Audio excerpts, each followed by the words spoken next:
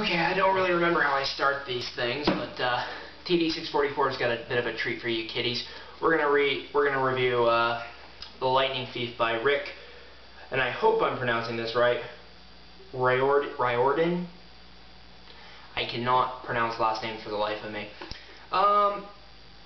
It's a book that got horribly butchered as a live movie adaptation, which that is a review, nay, rant for another day.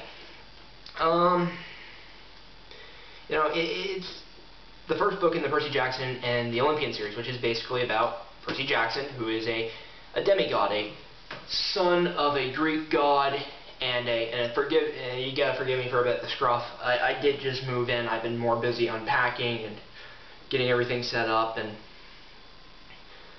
that, so I haven't really had time to shave. Plus, I didn't get shaving cream until just yesterday, but whatever. You know, basically Percy's a troubled kid. He gets kicked out of school a lot. He's got ADHD and dyslexia, so he's, learning challenged, and he's got a learning disability, I guess you'd call it that. And bad shit just seems to always follow the poor kid. And one day he just happens to go to the museum and fight one of the kindly ones, or a Fury, as they were called.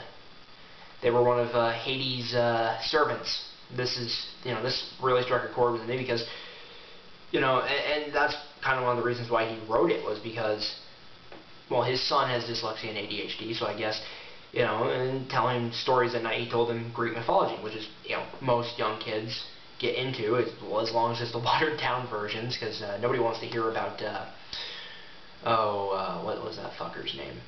Never mind. Anyway, the Oedipus, that's his name. Yeah, no little kid should have to hear about Oedipus until they're 14, 15. Anyway, when he ran out of myths, he made up his own, and that was the kind of the evolution of Percy Jackson. And eventually, he did publish The Lightning Thief, and he's gone on to write another 4 books in this series, some side stories, and then there's this sequel series, Heroes of Olympus, and the Kane Chronicles, and within probably the next 3-4 years down the road, we'll have a Norse series. He's kind of already said he wants to do that. But basically the story is this, for The Lightning Thief at least. Percy Jackson is about to be kicked out of boarding school. Again. And that's the least of his troubles. Lately, mythological monsters and the gods of Mount Olympus seem to be walking straight out of the pages of Percy's Greek mythology book.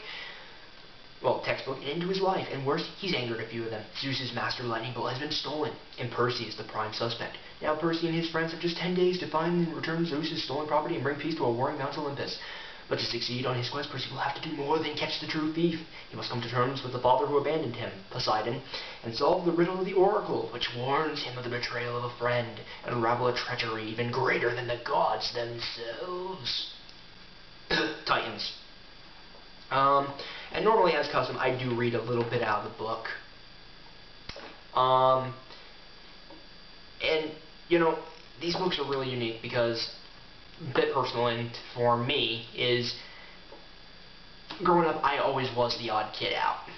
I was the kid with the learning disability. I was the kid that everybody had to slow down for.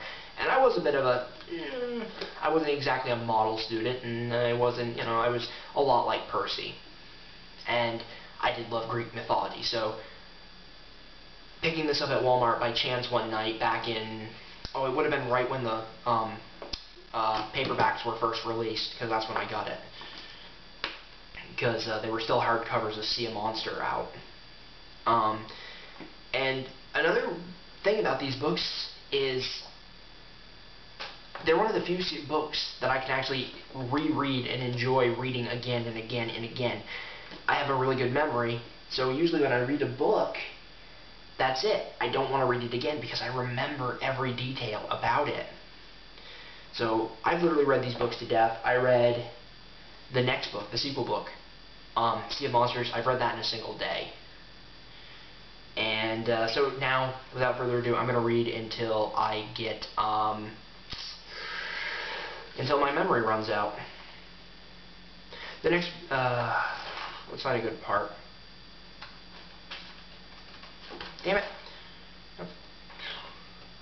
You need to talk to the Oracle. Oracle. Annabeth said. Who? Not who. What? The Oracle. I'll ask Chiron. into the lake, wishing somebody would give me a straight answer for once. I wasn't expecting anybody to be looking back at me from the bottom, but my heart skipped a beat when I noticed two teenage girls sitting cross-legged at the base of the pier about 20 feet below. They wore blue jeans and shimmering green t-shirts, and their brown hair floated loose around their shoulders as minnows darted in and out. They smiled and waved at me as if I were a long-lost friend. I didn't know what else to do. I waved back. Don't encourage them, Annabeth warned. Naiades. Is it naiades or naiades? Are terrible flirts. Naiades, I repeated, feeling completely overwhelmed. That's it. I want to go home now. Annabeth frowned. Don't you get it, Percy? You are home. This is the only safe place on Earth for kids like us. You mean